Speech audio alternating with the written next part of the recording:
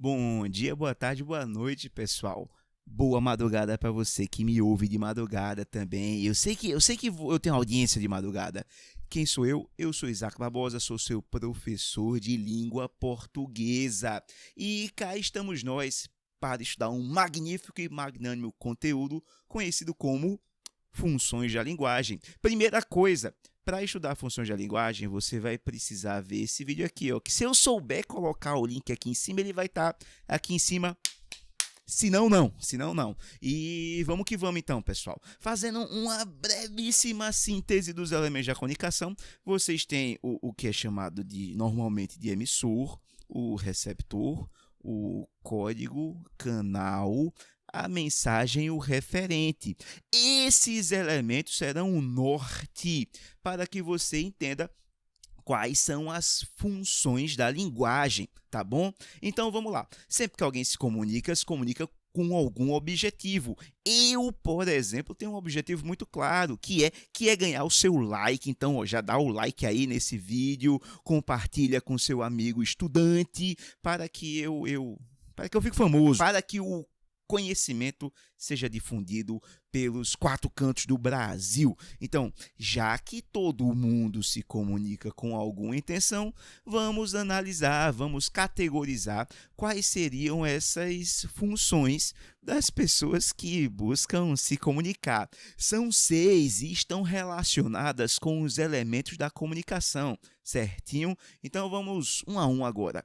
Primeira função, a função emotiva. Gente, a função emotiva tem o foco no emissor. O emissor é aquele que profere o discurso, é aquele que emite a mensagem. A função emotiva, então, tem algumas características básicas, como, por exemplo, focar na primeira pessoa do discurso. Que é a primeira pessoa do discurso, professor? São os verbos, os pronomes que se associam ao eu. Normalmente, então, esse tipo de discurso da função emotiva é muito associado a questões sentimentais, a questões emocionais, mas não é só isso. Só que, normalmente, esses textos têm uma carga emocional grande. Por exemplo, um diário, uma carta pessoal em que você esteja se comunicando com um parente, falando sobre como você está. Vamos para alguns exemplos de função emotiva.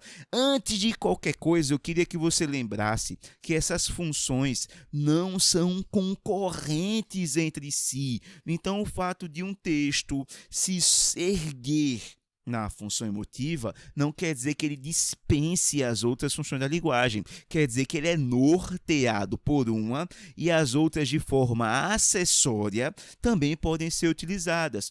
Por exemplo, no poema em linha reta do heterônimo de Fernando Pessoa, Álvaro de Campos, ele fala o seguinte: Nunca conheci quem tivesse levado porrada. Eu espero que o YouTube não corte o meu vídeo porque eu estou usando exemplos da televisão. Mas, enfim, estou farto de semideuses. Nunca conheci quem tivesse levado porrada. Eu, tantas vezes rele, tantas vezes sujo, como vocês viram no exemplo da interpretação magnífica do Osmar Prado. Se O YouTube não cortar essa parte aí, se cortar, cortou, mas se cortar essa parte também vai cortar esta, porque eu não vou colocar uma parte sem sentido. Então vocês veem em poema em linha reta uma forte carga de subjetividade e uso da primeira pessoa. Então associe sempre a função emotiva a um uso da primeira pessoa. É a linguagem sendo usada para o emissor dar ênfase ao próprio emissor, ok? Segunda função da linguagem, a função conativa. Em alguns locais também vai aparecer função apelativa, tá bom? É a função que tem como objetivo, é a função que foca em você, isso mesmo, no receptor, no destinatário da mensagem. Se a função emotiva tem como grande exemplo o diário, é claro que a função conativa terá como grande exemplo a publicidade, porque, via de regra, a publicidade tem como objetivo fazer com que você consuma alguma coisa, como essa magnífica propaganda do batom. Compre batom, seu filho merece batom. Agora a senhora vai acordar. mas vai continuar ouvindo a minha voz. Compre batom. Então, quando você vê compre batom, o seu filho merece batom, o texto é focado para o receptor, para o destinatário da mensagem. Só que não é só a propaganda que se configura como função conativa, pessoal. Você pega textos instrucionais, você pega textos que, por exemplo, o Google, do Google Maps ou o Waze, vire à esquerda. Ele faz com que você literalmente se direcione. Ou seja, você tem que fazer alguma coisa, você tem que fazer outra coisa. Ou então, uma receita de bolo, um texto de um manual, também são textos voltados para o destinatário fazer alguma coisa. Então, a gente vai ter algumas características básicas da função, né, conativa. Por exemplo, texto na segunda pessoa do discurso, um uso muito grande de verbos no imperativo.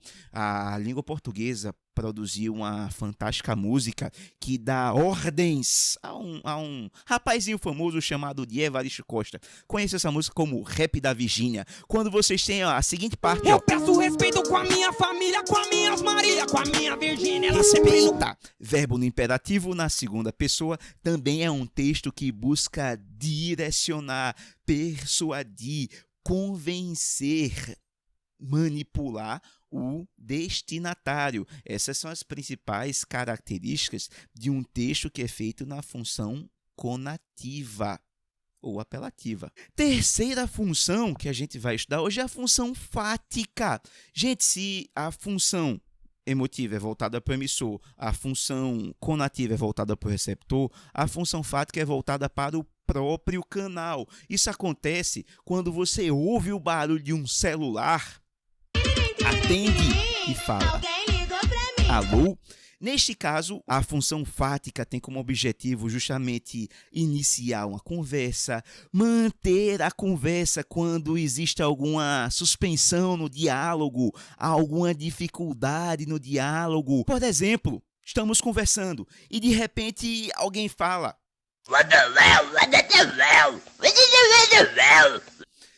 e eu respondo: O quê? Eu não entendi o que ele falou. Neste caso, esse "o quê?" eu não entendi o que ele falou, serve como função fática, porque a conversa já foi iniciada, mas ainda assim você precisa de um reforço para continuar a comunicação. Então, a função fática é usada tanto para iniciar uma conversa, como para manter uma conversa, chamando a atenção para alguma eventual dificuldade no canal. E também é usada para terminar aquela conversinha marota, tá bom? Quarta função. A nossa quarta função, minha gente, é a função metalinguística. É uma função muito rica e aparece muito em vestibulares e em concursos públicos. A metalinguagem ocorre quando o código... Aí você, professor, o que é código? Gente, código é um conjunto de regras, é um conjunto, por exemplo, de convenções, é um conjunto de práticas, é um conjunto de costumes que uma sociedade, uma comunidade linguística partilha, sabe, por meio de anos, de séculos. Então, convencionou-se na nossa língua portuguesa, por exemplo, a falarmos numa determinada ordem, tipo assim, sujeito, verbo e complemento. Você curtiu meu vídeo? Essa é a nossa convenção de que se o vídeo tá legal, dá uma curtida e compartilha com a galera. Ou seja, a nossa língua portuguesa tem várias convenções, tem várias regras. Algumas músicas, por exemplo, brincam com isso. Quando a banda de rock, o Traje a Rigor, coloca inútil, a gente somos inútil, ele brinca com um desrespeito ao código linguístico para chamar a atenção a uma mensagem. Então, o código é esse conjunto de regras que uma linguagem partilha. E quando a função do código é se debruçar sobre o próprio código, vocês têm aí uma metalinguagem, pessoal. A metalinguagem pode aparecer em vários exemplos. Uma aula de língua portuguesa é uma aula de linguagem que o professor usa, sabe, a linguagem verbal para explicar a linguagem verbal, especificamente no meu caso, língua portuguesa. Numa aula de espanhol, o professor de espanhol usa o espanhol para explicar o espanhol. Mas não fica só em aula de linguagem essa questão da metalinguagem. Às vezes um filme pode ser metalinguístico, conforme essa cena de Lisbela, o prisioneiro, que vocês veem agora. Que tipo de história vai ser? Comédia romântica com aventura. Tem um mocinho, um namorador, que nunca se apaixonou por ninguém até conhecer a mocinha. Tem uma mocinha que vai sofrer bem muito porque o amor do mocinho é cheio de problemas. Tem um bandido que só quer saber de matar o mocinho ou de ficar com a mocinha ou as duas coisas. Tem uma mulher que também quer o mocinho, mas ele não quer nada com ela. E tem também mais uma ruma de personagens que vão ficar fazendo graça para animar a história. Uns vão terminar quase tão bem quanto o mocinho e a mocinha, e outros quase tão mal quanto o bandido, conforme eles ajudem ou atrapalhem o romance. Você já viu? Não, mas é sempre assim. Eu espero mais uma vez que o YouTube não corte nada por causa de direito autoral. Neste caso aqui de Lisbela, você tem no filme uma personagem, que é a própria Lisbela, interpretada por Débora Falabella. Você tem a Lisbela falando sobre a estrutura de um filme dentro de um próprio filme. Também é possível encontrarmos uma fotografia metalinguística que consiste basicamente em um fotógrafo deixando de fotografar um modelo, uma paisagem, uma situação cotidiana para fotografar a própria linguagem da fotografia. Ou seja, eu agora vou fotografar um fotógrafo fotografando, eu fotografo uma lente, eu fotografo uma máquina, eu fotografo alguém revelando um filme numa sala vermelha.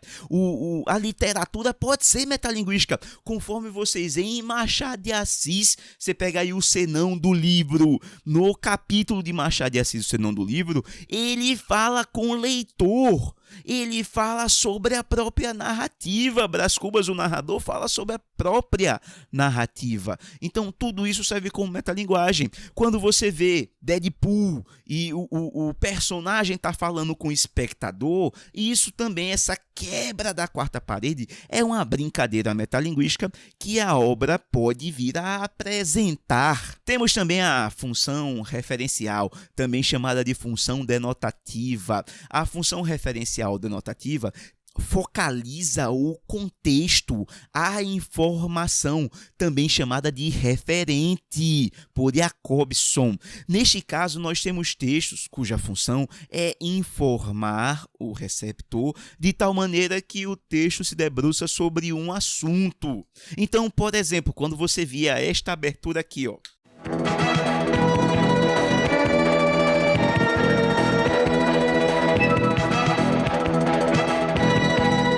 sexta-feira no Globo Repórter vocês verão quem são as pessoas que veem o vídeo e não curtem, quem são esses estudantes que não compartilham o conteúdo.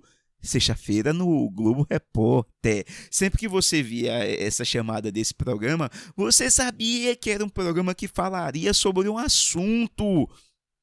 Função referencial. A função referencial, inclusive, é talvez a mais consumida pelos estudantes, já que aulas de geografia, história, química, física, normalmente tem esse tom informativo. Você vai aprender sobre um conteúdo. A função poética da linguagem surge quando o texto tem objetivos artísticos. Inclusive, eu já citei alguns textos artísticos aqui. Poema em linha reta, que é um belíssimo poema de Fernando Pessoa. Poema em linha reta, o próprio caso de Brás Cubas. Então, vocês não têm textos que apresentam uma única função. O que a gente tem que fazer sempre é ler as perguntas com muito carinho, com muito cuidado e entender qual dessas funções é a que norteia as características linguísticas daquele texto. Então, se um texto é formado em segunda pessoa, em tom de ordem, visando sempre direcionar um espectador, um receptor, esse texto majoritariamente vai ter como função a função conativa. Entendem? Então, há uma questão aí de fazer uma medição, uma gangorra, para saber qual das funções é a mais pesada. Porém, é possível encontrar um poema que apresenta a função emotiva também, função que fala do eu. E é impossível falar de eu sem pensar em Psicologia de um Vencido, de Augusto dos Anjos. Eu, filho do carbono e do amoníaco, eu, monstro de escuridão e rutilância, eu sofro desde a epigênesis da infância a influência má dos signos zodíaco. Quem é profundissimamente hipocondríaco?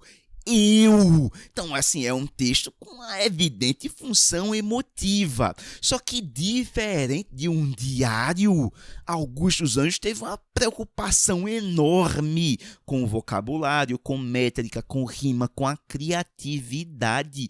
Gente, vocês sabem o que é você rimar com as palavras, sabe? Hipocondríaco. Hipocondríaco rima com pouquíssimas palavras da língua portuguesa. Enfim, queria só destacar que Augusto dos Anjos é um gênio da nossa raça, completo e absoluto. Temos até aqui alguns poemas no card, se eu souber colocar card, viu?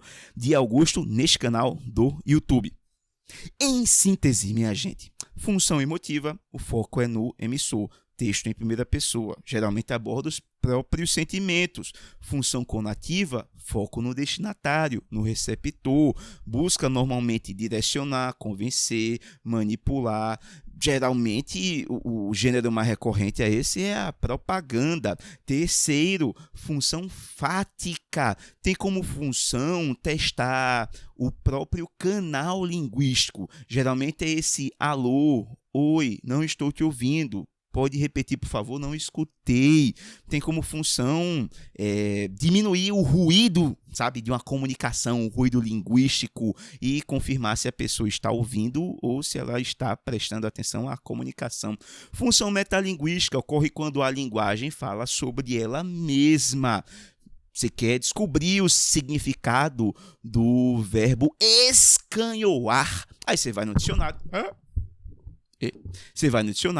Pega o dicionário, lê e em língua portuguesa você tem a definição de uma palavra de língua portuguesa. Escanhoar é quando você faz a barba contra o pelo para ficar lisinha, o que não é o caso da minha cara, né, no caso. Enfim, essa é a função metalinguística. Função referencial é aquela função que tem um foco num contexto, no referente, na informação. Geralmente é também chamada de função denotativa, porque o texto referencial tem aquelas qualidades que a gente estuda também em aula de redação, que é um texto objetivo, é um texto conciso, é um texto direto, é um texto monossignificante, é um texto que não abre margem para ambivalência, para ambiguidade, um texto informativo.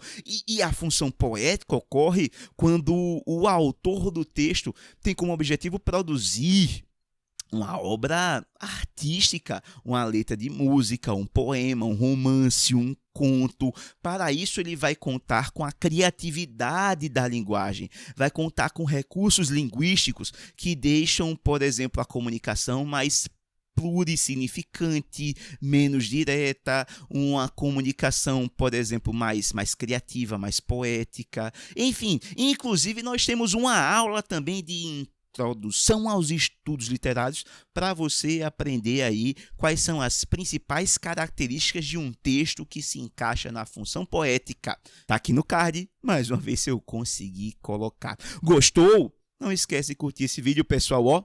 Beijo no coração, forte abraço e até a próxima aula, tá ok?